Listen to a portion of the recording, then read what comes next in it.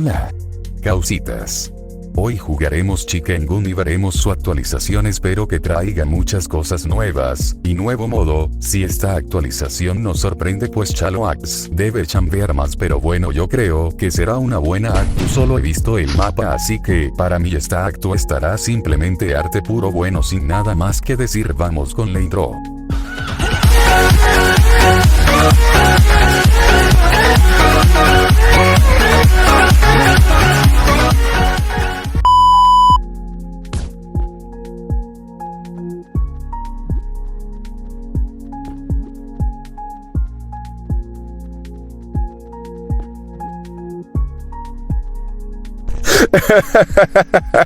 Perdón si tengo un lag, pero de la muerte XD es que tiene mucho detalle. Este mapa podría servir para roleplay.